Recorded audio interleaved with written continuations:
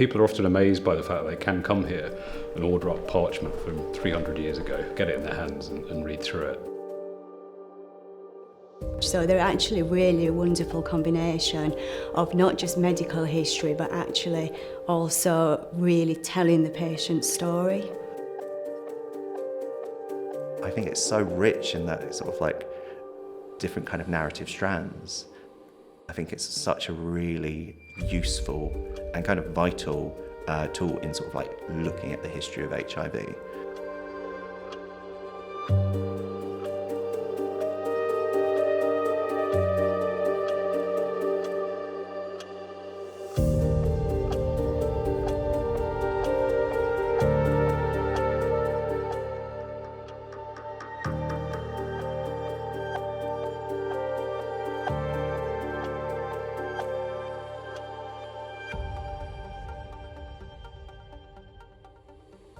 The London Metropolitan Archives is London's regional archive. We're part of the City of London Corporation. We preserve and share London's stories, London's memory, going right back to 1067, and we still collect archives which are created today. We obviously tell the official story of London, London's government organisations, the churches, the hospitals and the schools, but we also have collections of a very broad and diverse range of organisations.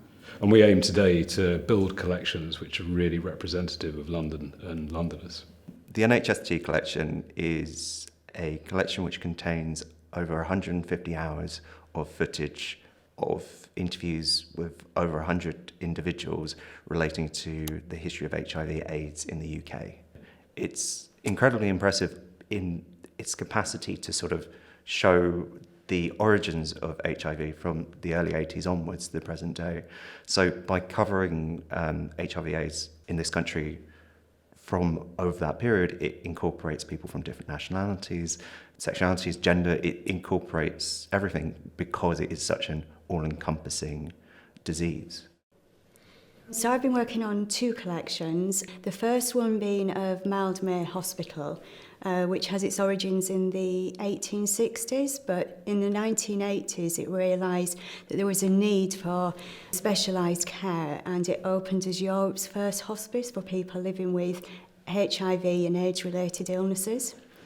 And the second collection, which I've been working on, is the Positively UK, formerly Positively Women, which is a charity that was founded by two women in 1987 who found that there was no peer support services specifically tailored to women living with HIV and AIDS-related illnesses. So the archives that we care for are free to use and open to everyone. Whether you're interested in researching your family history, you like photographs and want to explore the visual history of the city, anyone can come in and use the collections. There's no charge for that at all. Obviously, we provide access to the original documents, and people are often amazed by the fact that they can come here and order up parchment from 300 years ago, get it in their hands and read through it. There's lots of opportunities to do that. We provide access to a lot of digital media as well. We have a digital access point in our public rooms where we provide access to copies of films and videos and all sorts of different formats from the last 100 years or so.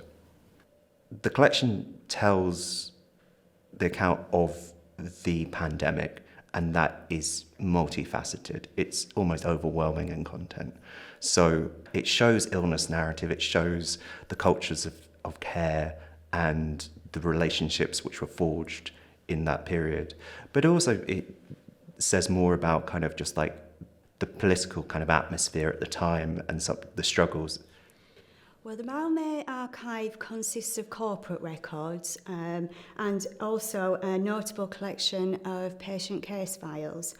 The Positively UK collection is less formal, but is an incredibly vibrant collection of magazines and photographs which document all aspects of women's lives who were affected by HIV at the time during the 1980s all the way through to the 1990s and early 2000s. The entire collection is available on our digital media platform, Mediatheque, which is a space within the reading room. Mediatheque's amazing. It generally is just really exciting to have a platform where you can search within sort of like filmed interviews. You can use the captions as a way of navigating both within individual interviews, but also the entire collection. I think also what's wonderful about the platform in terms of searching as well is the fact that you can sort of navigate through keywords.